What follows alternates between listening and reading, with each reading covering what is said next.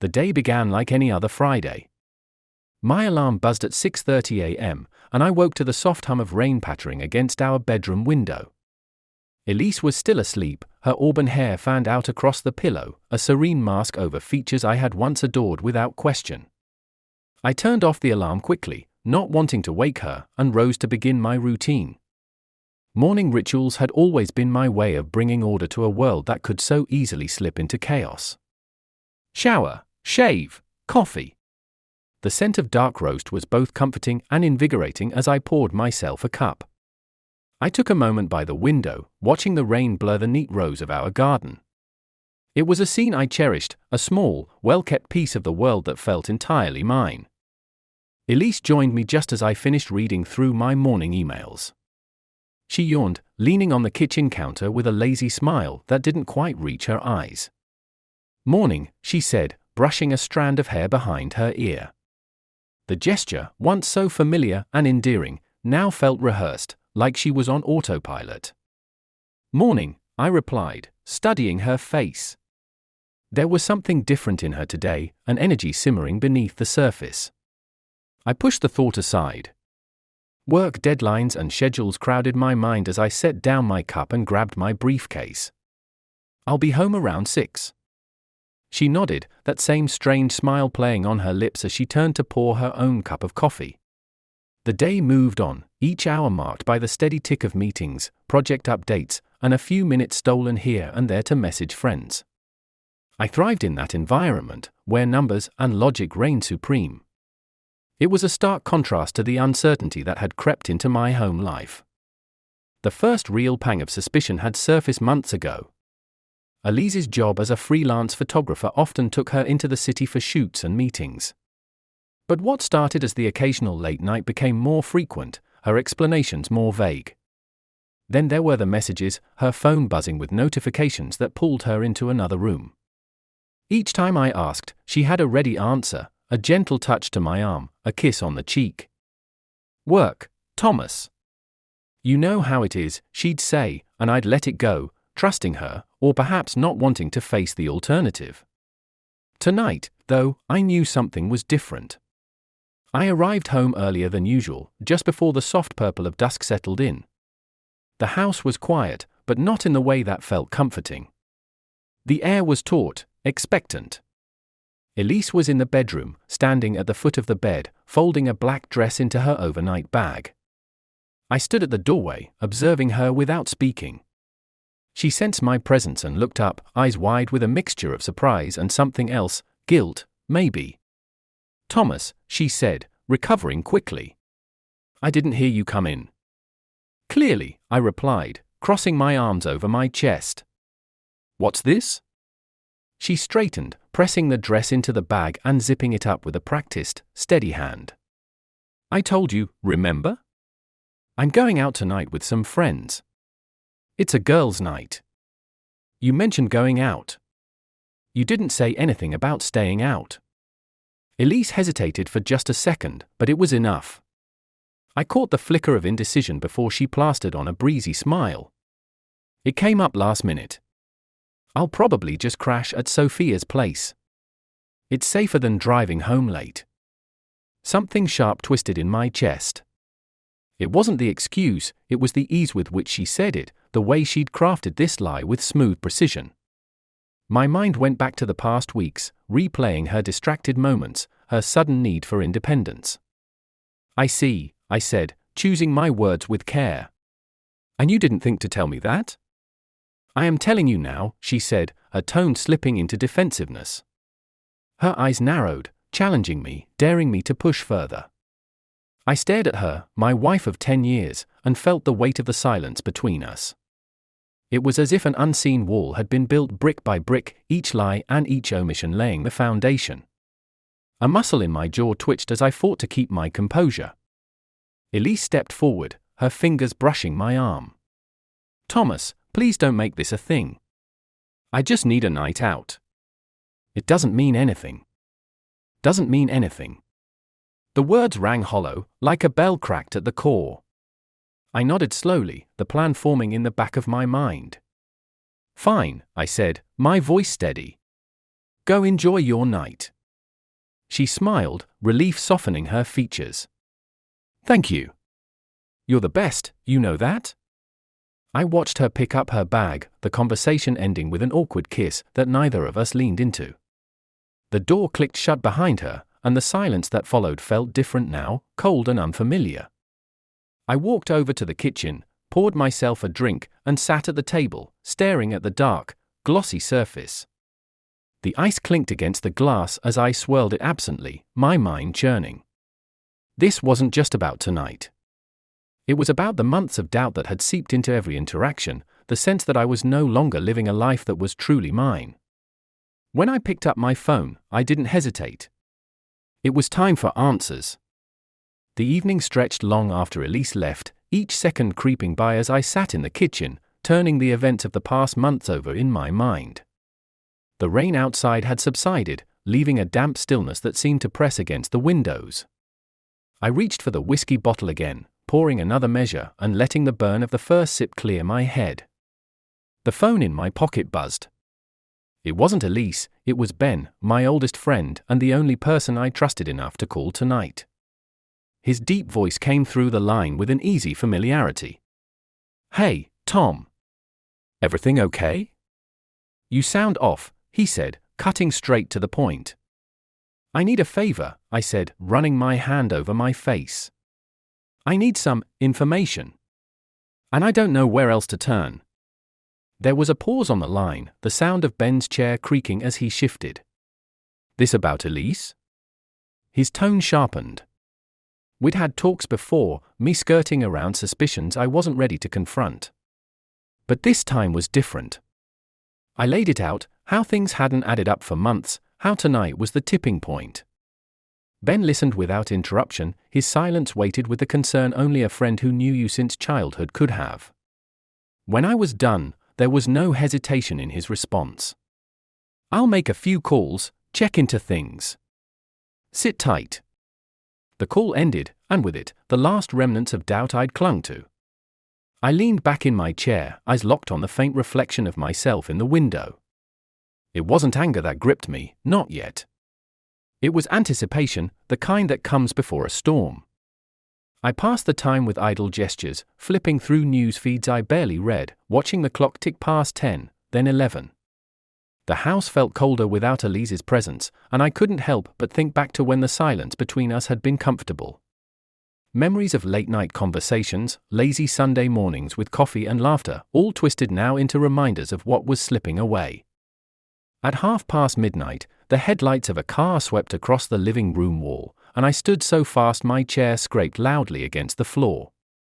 A key turned in the lock, and a moment later, Elise stepped through the door. Her hair was tousled, cheeks flushed, eyes bright with what could have been excitement or guilt. She paused when she saw me, an awkward smile stretching across her lips. "Thomas, you're still up?" she asked, as if surprised I'd wait for her. The question felt hollow, a weak attempt at small talk. "I couldn't sleep," I replied, my voice betraying none of the tension roiling beneath my skin. I studied her closely, noting the faint trace of perfume that wasn't hers, a scent I hadn't smelled in our home before. Her smile wavered. "Well, it was a good night," she said, turning away as she set down her bag. Her tone was light, deliberately casual, and it struck me how well she played her part. The girls had a lot of fun. "Good," I said simply, letting the word hang in the air, my gaze unwavering. She looked over her shoulder, and for a split second, I thought I saw something break behind her eyes. But she composed herself, brushing past me with a half-hearted touch on my arm. "I'm exhausted. I'm going to bed," she said. "Of course," I replied, and she disappeared down the hallway without another glance. I listened to the sound of her footsteps fade, the rustle of sheets as she settled into bed. My drink sat forgotten on the table, the condensation forming a small, wet circle on the wood. The silence after she left the room was suffocating. I exhaled, long and slow, and grabbed my phone. A message from Ben had come in 10 minutes earlier, a simple line that sent a chill through me. "Meet me at the diner in 20. You need to see this." The quiet resolve I had maintained began to splinter. I grabbed my coat and keys, casting one last glance at the closed bedroom door before stepping into the cool night. The drive to the diner was a blur, the streetlights casting fleeting shadows on the dashboard as I navigated the familiar route. Ben was already waiting in the corner booth when I arrived, a cup of coffee steaming in front of him. He looked up as I slid into the seat across from him, the lines around his eyes deepening with worry. "Thanks for meeting me," I said, my voice low, almost strained. He nodded, pushing a thin stack of papers across the table. "This is from a contact who tracks transactions and patterns," he said. "I didn't think we'd find much, but Tom, this..." I picked up the papers, my heart hammering in my chest as I scanned the contents. Hotel bookings, dinner reservations, receipts, all in Elise's name, tied to dates I remembered as her work trips. The name of another man appeared more than once, a pattern that emerged with a cruel clarity. "It's not just a suspicion anymore," Ben said, his voice cutting through the buzz of my thoughts. "You deserve to know the truth." The room seemed to tilt, the implications of what I was reading settling into place like jagged pieces of glass. I looked up at Ben, the anger now simmering beneath the surface, molten and ready to erupt. "What are you going to do?" he asked, his tone cautious. I folded the papers carefully, slipping them into my jacket pocket. "I don't know," I admitted, though even as I said it, an idea was already forming, cold and precise. It wasn't enough to confront Elise with accusations. She'd already shown she was capable of deception. If there was going to be justice, it had to be undeniable, unignorable. I stood, my movements deliberate. Ben's eyes followed me, his concern palpable. "Be careful, Tom. You don't want to do something you'll regret." A mirthless smile tugged at my lips. "Oh, I won't regret this," I said. "Not one bit." I left the diner, the chill of the night wind cutting through my coat, and made my way home. The truth was a bitter, burning thing in my gut, but it gave me clarity. The game was changing, and this time, I'd be the one calling the shots. The drive back home was silent, save for the low hum of the engine. The streets were empty, washed in the soft glow of streetlights that seemed almost mocking in their serenity. My mind churned over the evidence, each paper in that thin stack replaying itself in my memory like a haunting melody. Elise's deception was no longer a question, it was an undeniable fact. I pulled into the driveway, cutting the engine and staring at the darkened windows of the house. The bedroom light was still off, and a fleeting thought crossed my mind: she was sleeping soundly, oblivious to the turmoil she'd set in motion. I gripped the steering wheel until my knuckles turned white, then exhaled slowly, willing the anger back into the cold calm that would serve me better. The clock in the hallway showed just past 2 a.m. when I stepped inside. The air felt different, heavy with the weight of what I now knew. I moved through the house, silent as a shadow, pausing by the closed bedroom door. On the other side, I could hear Elise's deep, even breathing. The sound, once so familiar and soothing, now felt like an affront. I left her undisturbed, heading instead to the den where I kept my work files. With the door shut behind me, I flicked on the desk lamp and pulled the stack of papers from my jacket. They fanned out across the polished surface, each one a stab of betrayal: hotel reservations under her name, dinners at upscale restaurants, and the name of a man I had never met but now loomed large in the space between us, Andrew Cole. I'd spent years perfecting my attention to detail, a skill honed through countless late nights and deadlines as an engineer. Tonight, that precision had a new focus. The first step was to gather more information, ensure that when the moment came, Elise wouldn't have room for denials or excuses. I logged into my computer, bypassing passwords I'd helped her set up long ago, and started my search. Emails were always the weak spot. People trusted their inboxes far more than they should. Elise's was no different. At first, I found nothing but the usual correspondence, work, receipts from shopping sprees, shared family photos sent to her friends. But buried among them, filtered into a folder labeled private, were messages that changed everything. The subject lines were innocuous enough: dinner details, catching up, hope to see you soon, but the content was damning. Plans laid out with casual confidence, each thread a glimpse into a life she'd kept hidden. I leaned back, the screen casting a blue glow on my clenched hands. A part of me wanted to close the laptop, to not see more. But the other part, the part that knew there was no going back, pressed on. The texts were worse. I had known for weeks that something was wrong, but seeing her words, the playful exchanges, the flirtation and hidden meaning, it was like a knife twisting in my gut. They painted a picture of shared moments in hotel rooms, whispered promises, and stolen time that should have belonged to us. When I finally stood, it was with a grim determination. I had everything I needed for the confrontation that would come. But first, there were steps to take, precautions to ensure this wouldn't be a simple argument that could be twisted or buried. This was going to be the end of the life Elise had built on lies, and I would make sure of it. The next morning came with a grey sky and the sharp bite of winter in the air. Elise was already up, sipping coffee at the kitchen table when I walked in. She wore a robe loosely tied around her waist, her hair tousled from sleep. The sight would have stirred something in me once. Now, it only fueled my resolve. "Morning," she said, looking up with a smile that didn't reach her eyes. I wondered if she could feel the shift, the way the room seemed to crackle with unsaid words. "Morning," I replied, taking my own cup and leaning against the counter. The silence stretched between us, but I wasn't ready to break it just yet. Let her feel it, I thought, the weight of everything she'd done. "Did you get any sleep?" she asked, a note of concern threading through her voice. The hypocrisy stung, but I forced a smile. "Enough," I said, taking a slow sip and watching her over the rim of my cup. She nodded, glancing down at her phone as a message came through. It was subtle, the way her expression shifted, a quick look of anticipation, then a practiced calm. I set down my cup, the sound startling her. "Elise, we need to talk," I said, the words cutting through the pretense like a blade. She looked up, eyes wide, the smile slipping. "Talk? About what?" Her fingers tightened around the mug, a nervous tick she couldn't hide. "About the trips, the dinners, Andrew Cole." The color drained from her face, leaving her pale and stiff.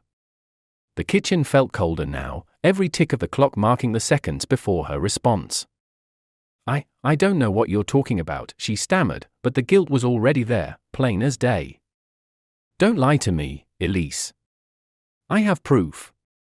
I reached into my pocket, pulling out one of the hotel receipts and laying it on the table. She stared at it as if it were a viper ready to strike. The silence that followed was suffocating. Elise's eyes flicked up to mine, and I saw the shift from denial to realization, the moment she knew that the game was over. "Thomas, I can explain," she whispered, voice breaking. But I was past explanations. What I needed now wasn't an apology or excuses, it was closure, the kind that left no doubt, no loose ends. "Save it," I said, pushing away from the counter. "We'll talk more tonight, and this time, there won't be any lies." I left her sitting there, trembling, the mug in her hand shaking as though it might shatter. The rest of the day passed in a haze, filled with mundane tasks that felt surreal now.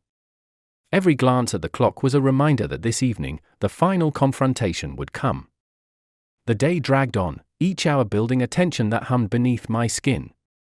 By evening, the house was quiet, draped in a silence so profound it felt like a living thing. Elise hadn't said a word after our morning exchange. She moved through the day like a ghost, avoiding my gaze, speaking only when necessary. When the sun dipped below the horizon and painted the sky in bruised purples and deep blues, I knew it was time. I stood at the window, watching the streetlights flicker on one by one. In my mind, I replayed the evidence, each receipt, each email, each whispered message that had unraveled our life. The weight of it settled heavily on my chest. This was a moment that would mark us both forever. The creak of floorboards behind me signaled Elise's approach. I turned, meeting her eyes.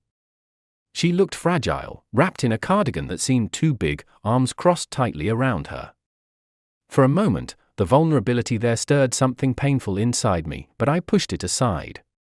This was not the time for sympathy. "Thomas, I know I can't undo what's happened," she began, her voice trembling but determined. "But please, let me explain." Let me tell you why. Why? I echoed, my voice flat. What could you possibly say that changes what you did?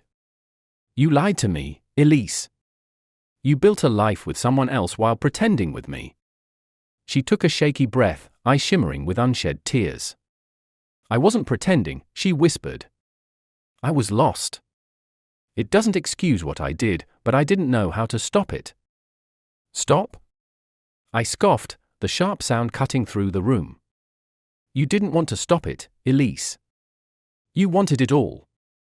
The safety, the thrill, the lies. Her face crumpled, and the first tear fell, tracing a path down her cheek. She stepped closer, reaching out, but I stepped back, the distance between us now more than just physical. Don't, I said, my voice cracking despite myself. For a moment, neither of us spoke. The house seemed to hold its breath.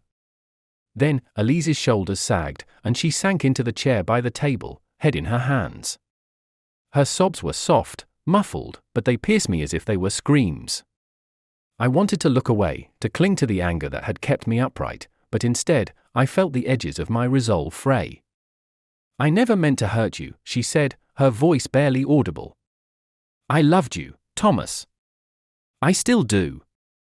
But I don't know how to fix this. The irony stung. We were both engineers of sorts, trained to solve problems, yet here we stood, unable to piece together the wreckage of our own making. The silence between us stretched until I couldn't bear it. Elise, I began, but before I could say more, the sharp ring of the doorbell cut through the room. We both flinched, eyes meeting in surprise. Who would come by at this hour? I crossed the room, peering through the sidelight window, and my heart stopped cold. 2 uniformed officers stood on the porch, their faces set in grim lines. Elise, I said, my voice thick, as I opened the door. Mr. Thomas Harrison, one of the officers asked. I nodded, my chest tightening. He glanced at Elise, then back at me. I'm sorry to inform you, but there's been an accident. Time slowed as the officer spoke, words tumbling out in a string of surreal syllables. An accident. A crash. A man named Andrew Cole. The color drained from Elise's face as the officer confirmed it. Andrew Cole had been in an accident while on his way to see her, an attempt to mend things before he left town for good. He hadn't survived. The silence that followed was deafening. Elise's legs buckled, and I caught her before she crumpled to the floor, my hands gripping her arms as if that could hold the world steady. Her eyes, wide and unfocused, searched mine for something, an answer, a reprieve, anything. But there was nothing to say. The finality of the officer's words echoed in the space between us, sealing the fate of our broken marriage. I never told him not to come, she choked out, the weight of her confession breaking her voice into splinters. I didn't want this, Thomas. I didn't want any of this. I held her, the woman I had loved and the stranger she had become, and for the first time, the anger that had been my shield gave way to something else. Grief. It wasn't just the loss of trust or love, it was the death of everything we had built, now reduced to ashes in a moment of shattered choices. As the officers left and the night settled back into its hollow quiet, I released Elise and stepped back. The space between us felt infinite, unbridgeable. She sank into the chair, eyes blank and haunted, and I turned away, unable to look at her anymore. The end wasn't what I had planned. It wasn't the confrontation or closure I had imagined. It was simply over. And as the house held the echoes of our broken promises, I realized that not every battle ends with a victor. Sometimes, there's only loss, shared between the broken pieces left behind.